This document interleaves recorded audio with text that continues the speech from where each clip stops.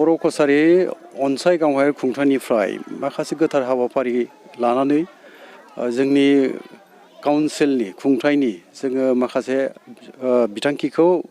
बेखेवनो होननानै बावहाय सफैदों गलाघाट जिल्लायाव आरो बावहाय जोङो माखासे हाबाफारि फोजोबनानै फैबायानो जोङो बेसिमाव जोङो मोनब्रै हाबाफारि दा फोजोबबाय गुबैयै गिबियाव जोङो पानबारियावहाय जोङो बाथौ थानसालि आफा बोराइ बाथौनि बर'फोरनि जे मोनसे गुदि धोरोम बे धोरोमनिनो मोनसे थानसालिनि बाउन्डारि बेखेवनाय हाबाफारिखौ फोजोबनानै फैबाय बेनि उनावहाय आरो जोङो सियालमारियाव आंगनबारि मोनसे सेन्टार बिनि बाउन्डारि आंगनबारि सेन्टारनि थाखाय 5 लाख ग्रेन्ड इनवेट बेनि माबाखौबो जोङो गायसनबोनाय माने बेखेवबोनाय जाबाय आरो बेनि उनावहाय जोङो जयफुख्रि बावहाय बर' गुदि फरायसालि बेनि बाउन्डारि वाल बेखौबो जोङो बेखेवनानै फैबाय आरो दा बावहाय सानखाथियाव जोङो सफैदों आरो बेखेवखांबायानो जोङो हाबाफारिखौ गोथार हाबाफारिखौ फोजोबबाय दा सानखाथियाव UN उपेन्द्र नेशनेल एकाडेमि बेनि बाउन्डारि 5 लाख रांनि बे हाबाफारिखौबो जोङो दा बेखेवखांबायानो बाथ्राया बेल' जोङो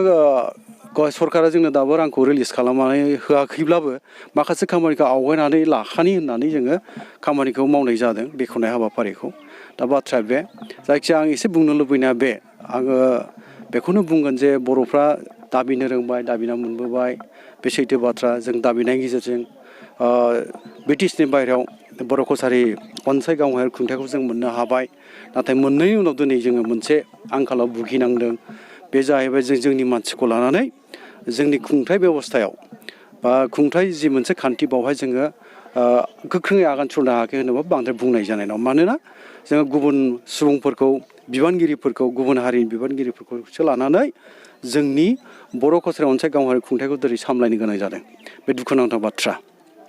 दा जों बे आंखालाव भुगिनांदों ओंखायनो आंनि खावलायनो लुबैनाया बे जे उपेन्द्रनाथ नेशनेल एकाडेमि जाय बड'फानि मुंजों जोङो दिनैहाय सोलोंथाइ गायसननानै गुन गोनां फरायसाफोरनो सोलोंथाइ होनो नागिरदों बे जाफुंसारदों आरो जों जुजिनांगोन जों जुजिथारनांगोन जुजिनायनि गेजेरजों गुन गोनां सोलोंथाइखौ जोंनि जाखांबोनाय उन्दै इयुन जोलैफोरनो जों होनो हाथारनांगोन नङाब्ला जोङो दिनै खुंथाय जि मोनसे खान्थियाव जोङो जोंनि मानसिखौ लानानै बा जोंनि दारैनो सामलायनो गोनांमोन बे सामलायनायफ्राव जों सौग्रावबाय थानांगोन बेखौ जेला जोङो अभारकाम जागोन बारग'गोन जोंनि सुबुंनि गेजेरजोंनो जों जेब्ला सामलायहैनो हागोन अब्लासो आबुङै सामलायनो हाबाय होननानै जों बुंहैनो हागोन ओंखायनो आं बुंनो लुबैनाया बे जे जोंनि गेजेराव दिनैहाय UN एकाडेमि जाय सुबुंनि दारैहाय बर'आ बुहुमाव दिनै सिनायथि जादों बड'फा उपेन्द्र ब्रह्म बिनि बिमुंजों फरायसालि गायसननानै दिनै जोंनि इयुन जोलैफोरखौ उन्दै गथ'फोरखौ जि सोलोंथाइ होनो नागिरदों बे बाख्नायथाव बाथ्रा दा बड'फानि आदर्श बुहुमाव बर' हारिखौ गेरेमसा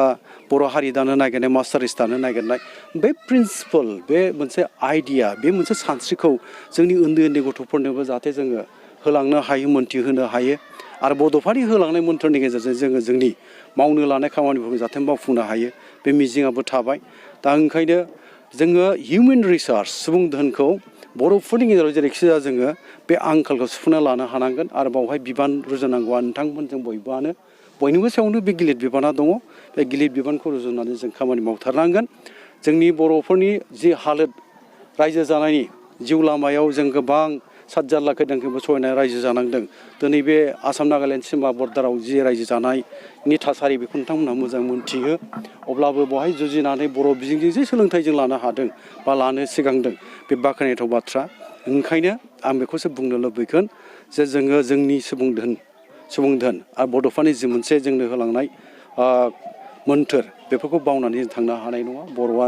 दिनै मोन्थाइ नागिरनो थांनायाव संबिजिरारि सुबुं मोन्थाइ नागिरनो थांनायाव गोबां जों सैज्य खालामबोनांबाय गोबां जोंनिफ्राय मुंख्लं जालांबाय गोबाङानो बिदिनो जेल जानांदों बुख्रुब जादों बेफोरनि माबाखौ जों बावनानै थांनो नाङा आरोखि बे जाथायफोरखौ जाय ट्रेजिक हिस्ट्रिफ्रा बा जाथायफ्रा जानानै थांबाय गोबां बर' आइजो जिनाहारि खालामजानांनाय गोबां बर' सुबुङा न'खरा माने धोन सम्पति सिलिंखार जालांनांनाय गफुर लखिमपुराव दांगा हांगामा जानाय हारसाफोरनि बेफोर जोंनि मोनसे ट्रेजिक मोनसे माबा जालांनाय जाथायफोर बेफोरखौनो जों गोसोखांनांगोन बेखौनो जोंनि इन्सपिरेसन हिसाबै खामानि मावनांगोन आद्रा थानाय खामानिखौ जों मावफुंथारनांगोन बे मिजिंजों जों खामानि मावलांनि आं सानो जों बयबोआनो एफा एफा बयबो रेसपन्सिबल सजेल खालामलायोबा जोंनि मावनो लानाय जि मोनसे बिथांखि बड'फाया होलांनाय मथे बे टुडे अर टुमरो साक्सेस जायैनि बाथ्राबो गैया जाफुंनाया जोंनि मोगथां जागोन बे मिजिंजों जों आवगायलांदिनि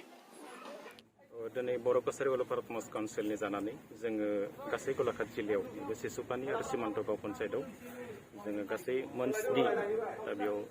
जि हाबाफारि अन्थाइ खाम्फा गायसननाय स्किमनि दा बेखौ जों दिनै बेखेवनाय जाबाय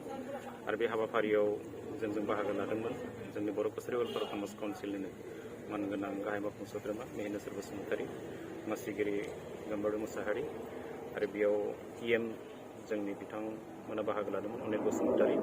दशरथ बर' प्रदीप स्वरगयारि बिथांमोनाव बाहागो लादोंमोन आरो UBPOनि RFCनि दैदेनगिरि बिथांमोनाव बाहागो लादोंमोन जों जोबोद गोजोनदों जोंनि बर' कसारि वेलफेयार प्रमसन काउन्सिलनि गिबि जि बाजेट बे बाजेटनि जि रां बे रांखिनिखौ जोङो दिनै गलाघाट जिल्लायाव बेयाव गासै मोनस्नि जों बेयाव जि मावफारि जों बेखौ दिनै अन्थाइ खाम्फा गायसननायनि गेजेरजों जों मावफुंनो हाबाय जागायजेनबाय आरो आसा खालामदों खुब थाबैनो आसाम सरकारा जेब्ला जोङो फान्डखौ रिलिज खालामगोन जोङो बेखौ थाबैनो जों मावफुंनानै दिहुनगोन आरो बेनि गेजेरजोंनो जोंनि नैबे बर' कसारि वेलफेयार प्रमसन काउन्सिलनि नैबे एरिया गोलैयो दा बे गलाघाट जिल्लायाव जोङो बेयाव जोंनि बर'फोरनि जि गांनाय उखैनाय जोंनि ओनसोल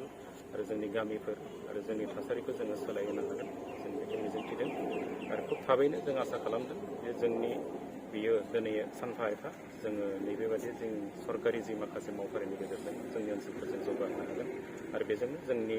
गोलाव समनि जि जेंना बे जेंनानिफ्राय जों उदां जानो हागोन जों बेखौ मिजिंथिदों